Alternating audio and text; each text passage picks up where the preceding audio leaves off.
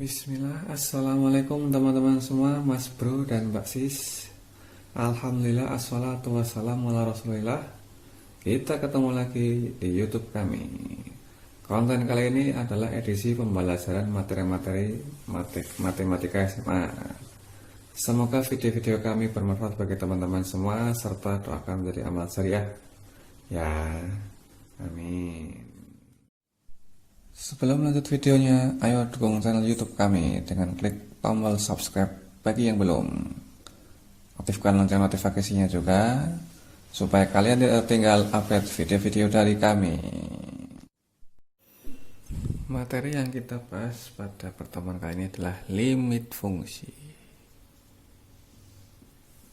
Limit fungsi. Nah, limit fungsi itu, fungsi kan pasti ada dua, ada aljabar, ada trigonometri. Nah, sebenarnya limit fungsi itu apa sih? Limit fungsi itu berarti intinya itu menentukan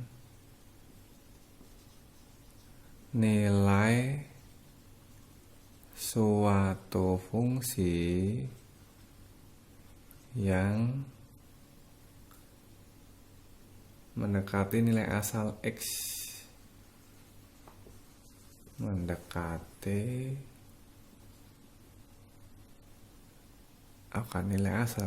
asal X. Nah, ini penulisannya. Limit jika suatu X yang mendekati sesuatu angka dari suatu fungsi itu hasilnya berapa gitu loh. Tuh. Maka pada prinsipnya, karena dia mendekati asal yang mendekati A, maka fungsinya otomatis akan mendekati FA.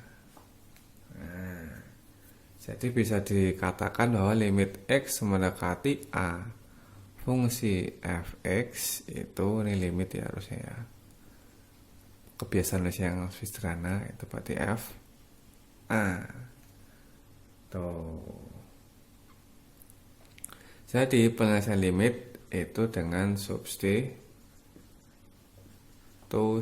Jadi hukum asal penyelesaian limit itu substitusi. Nah, jadi semua soal-soal berkaitan sama limit itu hukum asal diselesaikan dengan substitusi.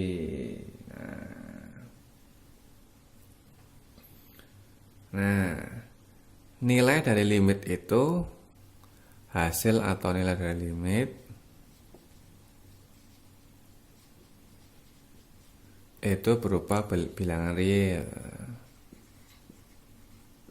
dari minus tak hingga sampai tak hingga.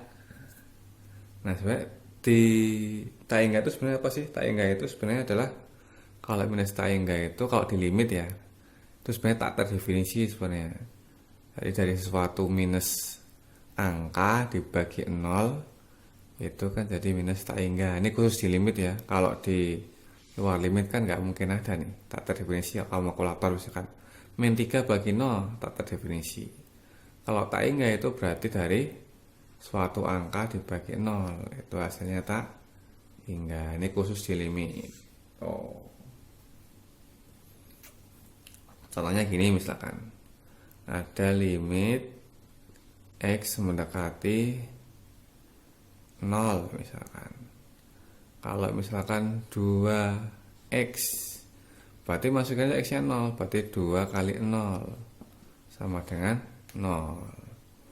Contoh yang pertama. Contoh yang kedua, misalkan limit X mendekati 0, misalkan 3X per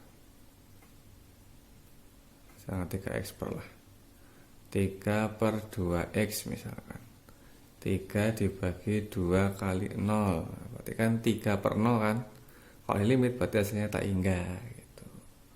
Contoh lain, misalkan kalau ada limit tapi nggak ada nilai X nya, kalau mendekati 2 misalkan ya, misalkan 4. Nah, ini nggak ada X nya nih. Kalau nggak ada X nya berarti hasilnya kalau satu ini sendiri kan, saat X berapapun pasti dia limitnya 4, sama kayak fungsi biasa. Fungsi misalkan f X sama dengan 4, berarti kan X berapapun 4 gitu. Atau misalkan lagi, nah kalau gini misalkan ada limit X mendekati 3 atau mendekati tak hingga lah, mendekati tak hingga. Tak hingga itu cuma ada di limit, misalkan 2 per X kan berarti 2 per tak hingga. Kalau di limit 2 dibagi tak hingga itu hasilnya 0 tuh. Kayak ini kan kalau ditukar A bagi tak hingga hasilnya 0 nih. Jadi hukum limit itu asalnya adalah di substitusi. Nah gimana kalau hasilnya enggak bilangan real? Nah contoh yang bilangan enggak real itu udah hilang nih. Itu kalau jika hasil limitnya itu hasilnya itu berupa bilangan 0 per 0 atau tak hingga per tak hingga atau tak hingga min tak hingga. Berarti kita butuh, ini bukan suatu bilangan real nih kalau kayak gini di limit. Berarti harus ada penyelesaian lain, cara lain untuk bisa menghasilkan limit. Nah, maka ada cara pendukungnya. Cara pendukung dalam penyelesaian limit. Penyelesaian limit lah. Nah, apa aja?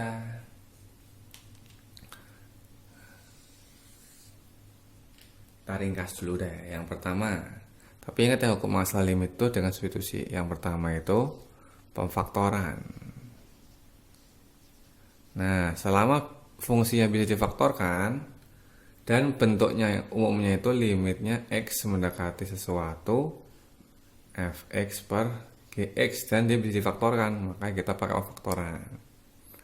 Terus yang kedua, merasionalkan. Nah, ini jika ada bentuk akarnya, mau di atas mau di bawah atau cuma satu atas doang atau bawah doang. Nah, ini kalau ada bentuk akarnya, kita lebih jelasnya contoh soal ntar. Yang ketiga itu konsep turunan. Konsep turunan atau istilahnya L'Hopital, tulisannya L'Hospital. Nah, ini syaratnya apa? Ada syaratnya. Syaratnya itu yang pertama bentuknya itu mendekati suatu fx per. Jadi kalau bentuknya yang kayak gini kita nggak bisa pakai turunan. Nah, terus yang kedua syaratnya itu harus fx dan gx fungsi aljabar. Kalau dua-duanya trigono itu nggak bisa. Tapi kalau misalkan campur nih, fx trigono gx aljabar masih bisa. Atau fx aljabar gx trigono bisa. Tuh. Nah, konsep turunan berarti hasilnya langsung gini aja. Kamu turunin dulu nih. Maka ambil dimasukin f aksen a per g aksen a. Itu turunin, masukin x-nya a.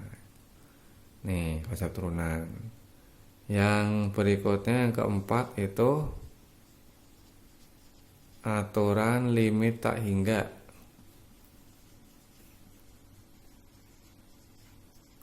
Nah, ntar dijelaskan kalau udah dihapus lah. Yang kelima ada aturan limit trigonometri.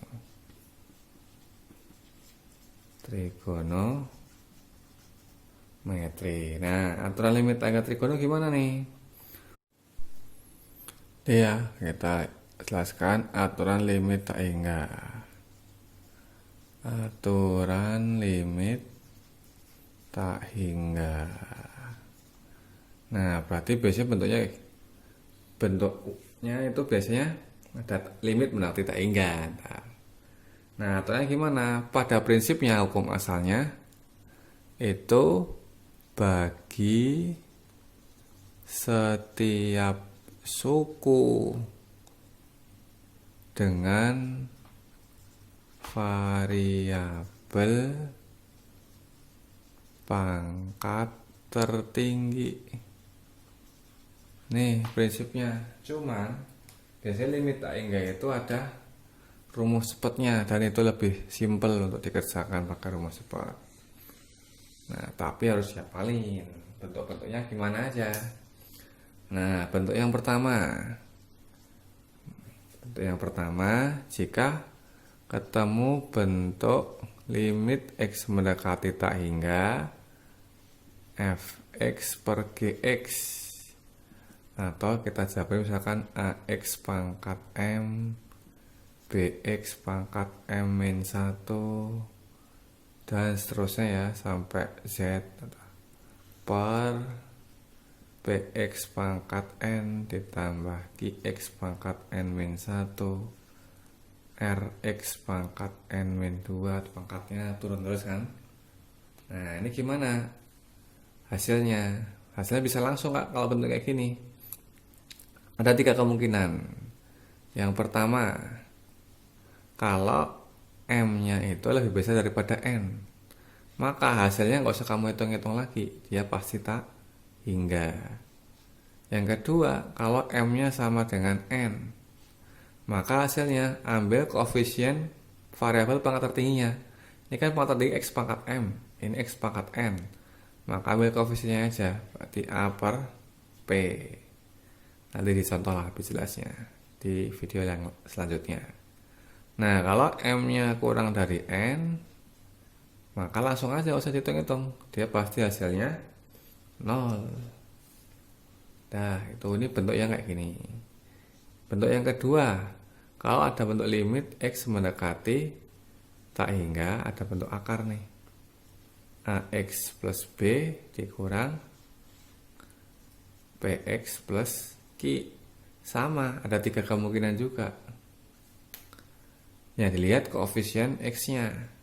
Kalau a lebih dari b, langsung aja hasilnya, nggak usah ngitung-ngitung lagi, langsung hasilnya tak hingga.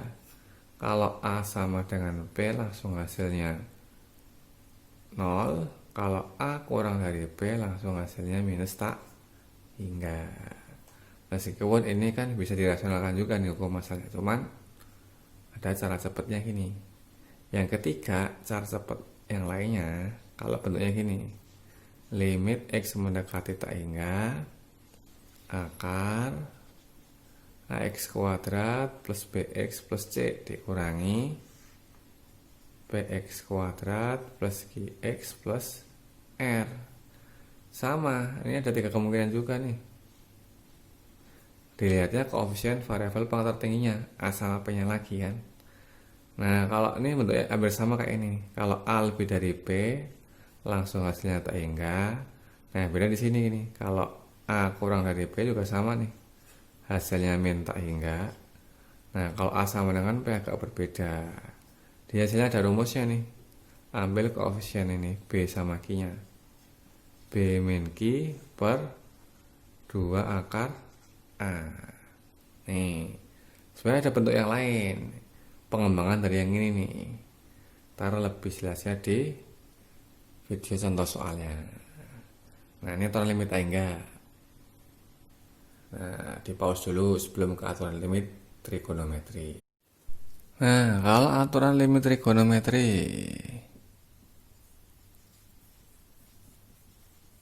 limit trigono.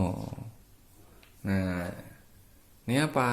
Ada konsep yang pertama itu ubah ke dalam bentuk perkalian sin dan tan. Nah, konsepnya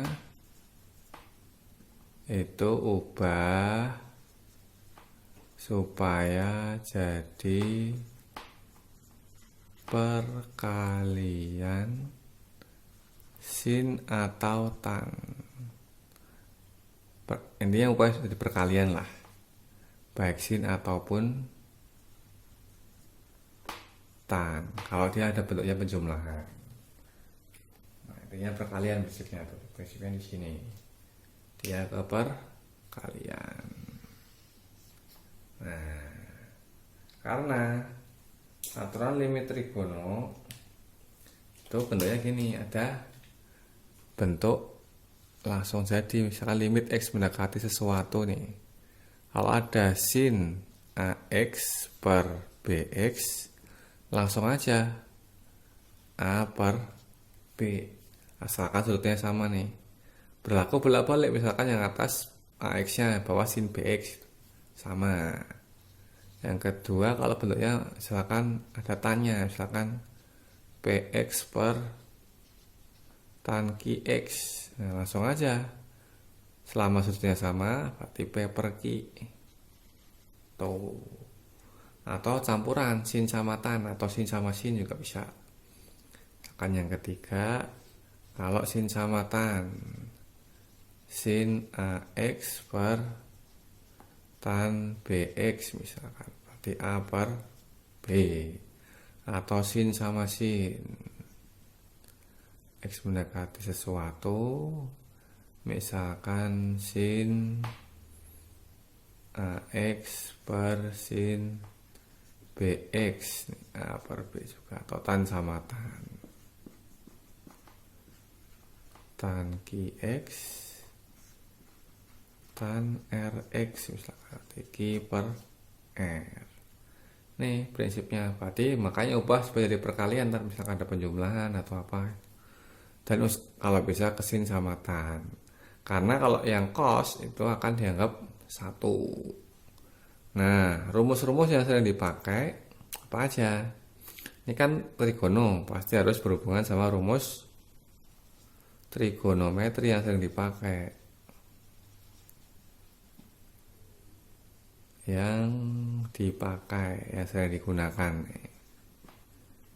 Nih, yang pertama itu cos 2A sama dengan 1 min 2 sin kuadrat A. Atau lebih simpelnya yang sini, kalau ada bentuk 1 min cos 2A atau 1 min cos A ini ya, itu sama aja jadi 2 sin kuadrat setengah A. Nih, jadi dari asal dari sini jadi bentuk sini. Terus rumus yang kedua, yang apa? Apa namanya? Sin 2A. Oh, nggak usah pakai ini, sin plus sin.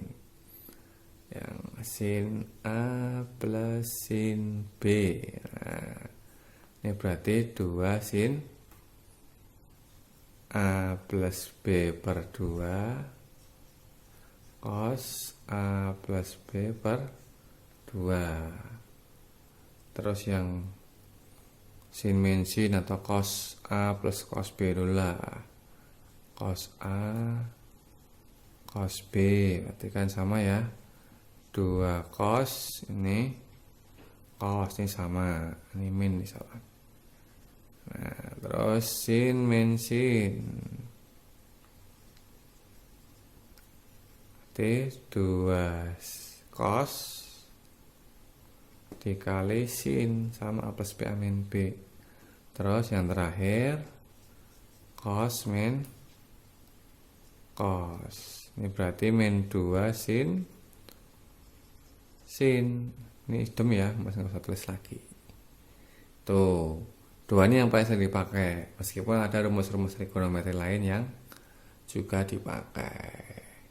Nih, untuk lebih jelasnya tungguin video selanjutnya, nanti cek di bawah aja di deskripsi kalau udah ada di video contoh soalnya, insya Allah.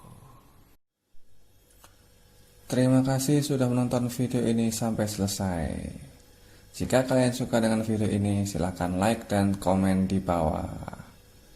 Serta share juga videonya sebanyak-banyaknya, supaya manfaat video ini tidak hanya berhenti di kamu. See you on next video, Mas Bro, Mbak Sis. Assalamualaikum warahmatullahi wabarakatuh.